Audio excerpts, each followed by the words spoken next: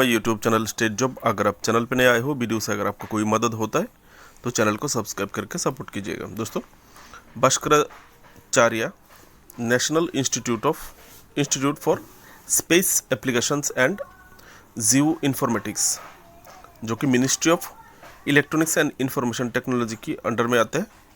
ठीक है, यहाँ पर दोस्तों 1 2 3 4 5 6 अलग अलग 6 कैटेगरी में रिक्रूटमेंट होने वाला है।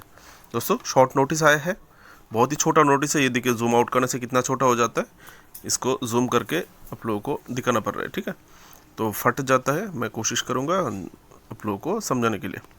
यहाँ पर एडवर्टाइजमेंट नंबर दिया हुआ है BISAG-N/HR/03-2025। ये आपका नोटिफिकेशन नंबर है। ठीक है, एडवर्टाइजमेंट नंबर जब आप फिलअप करेंगे, एडवर्टाइजमेंट नंबर चाहिए होगा तो देना हो। अब दोस्तों, आप लोगों को ऑफलाइन अप्लाई करना होगा। यहाँ पर बोला गया है, ये जो BISAG इन्वर्ट्स application offline mode through register post, आपको रजिस्टर पोस्ट के थ्रू अप्लाई करना है। ठीक है, आप यहाँ से तीसरे लाइन पे देख सकते हैं। ऑफिशियल जो वेबसाइट है यहाँ पर देख सकते हैं, www.bisag-n.gov.in। ठीक है, ये ऑफिशियल वेबसाइट है। दोस्तों, यहाँ पर पोस्ट क्या है? पहला पोस्ट है टेक्निकल मैन पावर 1, कैटेगरी 1। ठीक है, ऐसे क्वालिफिकेशन देख सकते हैं, BE BTech in computer science अथवा कंप्यूटर इंजीनियरिंग अथवा इंफॉर्मेशन टेक्नोलॉजी अथवा इलेक्ट्रॉनिक्स एंड कम्युनिकेशन अथवा इंस्ट्रूमेंटेशन एंड कंट्रोल अथवा सिविल अथवा एनवायरनमेंट अथवा मैकेनिकल। अगर BE BTech नहीं है आपके लिए, और है अगर आपने MCA अथवा MSc किया है, किसमें? IT, MSc अथवा MCA IT में किया है information technology, with minimum 60% mark के साथ। आपकी BE BTech भी 60% मार्क के साथ होगा, और ME MC भी जो भी है 60% मार्क के साथ होगा। अगर आप CGPA अथवा CPI है तो आपका पॉइंट वैल्यू 60% होना चाहिए। उम्मीद करते हैं क्वालिफिकेशन आपको मिल चुका है। Skill set and essential experiments, यहाँ पर आपको प्रोफिशिएंसी इन जावा, फाइट्रो जावा, ऐसा कुछ बोल रहा है। अगर आपने किया है इसमें तो आपको ज़रूरी मालूम होगा ये क्या है। मोर देन 2 साल से ज़्यादा आपका एक्सपीरियंस होना चाहिए application of Jio special technology. Total vacancy 275, ये सब देख सकते हैं, जिसमें से 140 minimum 2 year of experience, 73 minimum 4 year experience, 45 post minimum 6 year experience, और 17 पोस्ट मिनिमम 8 ईयर एक्सपीरियंस वालों के लिए। उसके बाद दोस्तों, टेक्निकल पावर 2, इसके लिए ME अथवा MTech, सेम स्ट्रीम क्या है? सेम कंप्यूटर साइंस अथवा कंप्यूटर इंजीनियरिंग अथवा इंफॉर्मेशन टेक्नोलॉजी अथवा इलेक्ट्रॉनिक्स एंड कम्युनिकेशन अथवा इंस्ट्रूमेंटेशन एंड कंट्रोल अथवा सिविल अथवा एनवायरनमेंट अथवा मैकेनिकल, विद 50% मार्क के साथ। ये जो टेक्निकल पावर 1 है वो 60% था, और टेक्निकल पावर 2 जो कैटेगरी है इसके लिए 50% मार्क चाहिए। ठीक है, और एक्सपीरियंस यहाँ पर 3 साल का होना चाहिए, और यहाँ पर भी प्रोफिशिएंसी इन पाइथन जावा, इस प्रकार से। ठीक है, यहाँ पर टोटल जो वैकेंसी है मैन पावर कैटेगरी 2 10 पोस्ट है। Dear friends, I am extremely sorry, मेरी बेटी है 1.5 साल की, वो अचानक से बाबा कह के बुला रहे थे, माफ़ी चाहूँगा अगर आपको डिस्टर्ब हुए तो। ठीक है दोस्तों, नेक्स्ट टेक्निकल पावर 3, इसमें दोस्तों masters in planning with minimum 60% mark के साथ, अथवा इसके बराबर कोई भी डिग्री अगर आपने किया है, जैसे कि CGPA फ्रॉम रिकॉग्नाइज्ड यूनिवर्सिटी, तो अप्लाई कर सकते हैं।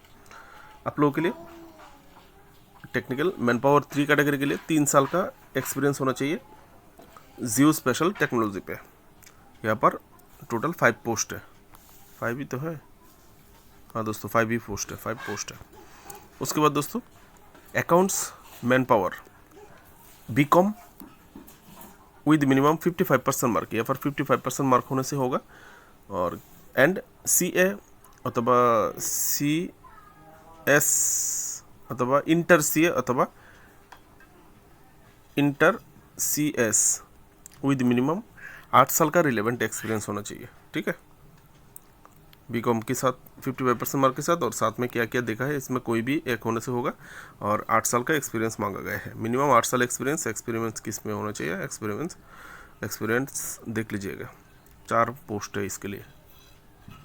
उसके बाद दोस्तों admin man power, administration man power 1 शायद, ठीक है। डिग्री ऑफ लॉ LLB, यहाँ पर आपका LLB होना चाहिए विद 60% मार्क के साथ, ठीक है। And CGPA and company secretary with minimum 4 year relevant experience. दोस्तों अगर आपने डिग्री किया है LLB में 60% मार्क के साथ तो अप्लाई कर सकते हैं, अथवा इक्विवेलेंट CPI अथवा CGPA विद कंपनी सेक्रेटरी अगर आपने किया है तो भी कर सकते हैं। विद मिनिमम 4 साल एक्सपीरियंस आपका होना चाहिए इस पोस्ट के लिए। 4 साल एक्सपीरियंस ये सब देख लीजिएगा, एक्सपीरियंस में क्या क्या होना चाहिए। 2 पोस्ट है। Last post administration man power 2, इसमें MBA विद इंजीनियरिंग बैकग्राउंड से MBA और 4+2 ईयर अथवा 5 साल कॉम्बाइंड कोर्स हैविंग मिनिमम 60% और इक्विवेलेंट CGPA। यहाँ पर 2 पोस्ट है, ठीक है। तो ये आपका क्वालिफिकेशन, टोटल वैकेंसी का नाम ये गए है, ठीक है। यहाँ पे पीरियड ऑफ एंगेजमेंट, कितना दिन के लिए आपको यहाँ पर एंगेज किया जा रहा है, जो आपका जो कॉन्ट्रैक्ट है वो 3 साल के लिए लिया जा रहा है, ठीक है। इनिशियली एक्सटेंड आपकी परफॉर्मेंस और कंपनी की रिक्वायरमेंट के ऊपर बेसिस करेगा। उसके बाद स्टेशन ऑफ पोस्टिंग गुजरात अथवा न्यू दिल्ली, ये दोनों में से किसी भी एक जगह पर आपका पोस्टिंग होगा। रिक्रूटमेंटेशन रिमेन्यूरेशन, आपको जो सैलरी दिया जाएगा आपकी बेस्ड आपकी एक्सपीरियंस और आपकी स्किल के ऊपर बेसिस करके वेतन मिलेगा। यहाँ पर क्लियर नहीं किया गया है, जब फुल नोटिफिकेशन आ जाएगा ऑफिशियल वेबसाइट पे तब आप लोगों को मिल जाएगा। सिलेक्शन प्रोसेस कैसे होगा, based on the qualification experience and practical test. आपका जो क्वालिफिकेशन है एक्सपीरियंस है और साथ में एक प्रैक्टिकल टेस्ट लिया जाएगा, उसकी मार्क्स के ऊपर बेसिस करके आपका सिलेक्शन किया जाएगा, ठीक है। सबमिशन ऑफ एप्लीकेशन आपको ऑफलाइन सबमिट करना होगा। यहाँ पर जो पोस्टल एड्रेस है आप यहाँ देखिए मोटा करके दिया हुआ है, द डायरेक्टर एडमिनिस्ट्रेशन बीजाक एंड नियर CHO, देखिए O में डबल कोटेशन दिया है, शायद डबल कोटेशन या सिंगल कोटेशन दिया है, ठीक है। O सर्कल CHO सर्कल या फिर 0 सर्कल, इंदुलाल याग्निक मार्ग, गांधीनगर, गुजरात 382007। इस एड्रेस पर आप लोगों को पोस्ट करना है एप्लीकेशन 16 अप्रैल 2025 से पहले, ठीक है। तो अप्लाई का लास्ट डेट 16 अप्रैल। देखिए एप्लीकेशन का फॉर्म स्ट्रक्चर आप लोगों के लिए यहाँ पर दिया हुआ है, ये देखिए वैकेंसी कोड अब जिस पोस्ट के लिए अप्लाई करेंगे, देखिए हर एक पोस्ट के बगल से वैकेंसी कोड दिया हुआ है, देखिए पोस्ट के नाम से आगे वैकेंसी कोड है। अब जिस पोस्ट के लिए अप्लाई करेंगे वैकेंसी कोड आपको देना होगा, ये वैकेंसी कोड। उसके बाद नेम ऑफ द वैकेंसी, किस वैकेंसी के लिए किस पोस्ट के लिए आप अप्लाई कर रहे हैं, ठीक है, ये देना है टू द डायरेक्टर एडमिनिस्ट्रेशन। यहाँ पर देखिए फिर से दिया गया है जहाँ पर आप लोगों को भेजना है, ठीक है। फ्रॉम नेम ऑफ एप्लीकेंट आपका नाम लिखना है, फ्रॉम लिखना है, ठीक है। फ्रॉम आपका नाम लिखना है और फुल एड्रेस लिखना है, मोबाइल नंबर लिखना है। जिस खाम के अंदर आप डाल देंगे तो एक साइड में टू लिखना है और एक साइड में फ्रॉम लिखना है, ठीक है। आप ऐसे देख सकते हैं, देखिए application form, name of the vacancy apply, जिस वैकेंसी के लिए आप अप्लाई कर रहे हैं, वैकेंसी का जो कोड है, ये ऊपर का जो पार्ट है दोस्तों, ये आप लोगों को खाम के ऊपर क्या लिखना है ये आप लोगों को दिया गया है। वैकेंसी कोड लिखना है खाम के ऊपर और जिसके लिए अप्लाई किया है वो आपको लिखना है। उसके बाद टू यहाँ पर आपको भेजना है, फ्रॉम कहाँ से आपने भेजा है, दाएं तरफ कॉर्नर पे लिखना है, ठीक है। दाएं तरफ दो साइड में नहीं, एक ही साइड में आप लिख सकते हैं कॉर्नर पे, ठीक है। तो आप लोग छोटा करके लिख लीजिएगा खाम के ऊपर। ये है आपका ओरिजिनल एप्लीकेशन फॉर्म। जिस पोस्ट के लिए अप्लाई कर रहे हैं उसके बाद वैकेंसी कोड देना है। उसके बाद एप्लीकेंट नेम, आपका नाम, ठीक है। यहाँ पर बड़े अक्षर छोटे अक्षर कुछ बताए नहीं गए हैं, ठीक है, तो आप फिल कर सकते हैं। उसके बाद आपका पिताजी का नाम, उसके बाद यहाँ से देखिए 3 नंबर पॉइंट आपका सरनेम आपका जो टाइटल है वो आप दे सकते हैं यहाँ पर। उसके बाद date of birth, day, month and year, ठीक है, पहले जैसे हम नॉर्मली लिखते हैं। उसके बाद आपका एज टोटली आपकी अभी कितना साल, कितना महीना, कितना दिन आप लिख दीजिएगा काउंट करके। Nationality Indian. एजुकेशनल क्वालिफिकेशन, इसमें आपका क्वालिफिकेशन लिखना है पहले, जैसे कि बीएससी या फिर बीई, बीटेक, एमसीसी जो भी है, कि कौन सा बोर्ड या फिर कौन सा यूनिवर्सिटी से आपने किया है लिखना है। ईयर ऑफ पासिंग कब आपने पास किया है। सब्जेक्ट कितना था, सब्जेक्ट और परसेंटेज आपको कितना मिला है लिखना है। ये आपका एजुकेशनल क्वालिफिकेशन हो गया। उसके बाद आपके एक्सपीरियंस डिटेल, सीजीपीआई या फिर सीजीपीए अथवा सीपीआई कोई भी है, तो एक्सपीरियंस डिटेल आपको यहाँ पे भरना है। नेम ऑफ द एम्प्लॉयर, आपका नाम जहाँ पे आपने एक्सपीरियंस लिया है।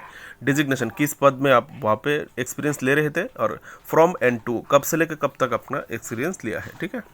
उसके बाद डिटेल्स ऑफ द प्रोजेक्ट, जिस प्रोजेक्ट के लिए आपने काम किया है, फंक्शन, कैटेगरी, वो आप यहाँ पे लिख सकते हैं, ठीक है। कॉन्ट्रैक्ट एड्रेस 9 नंबर पे, ठीक है, 9 नंबर पे कौन सा प्रोजेक्ट में आपने काम किया है।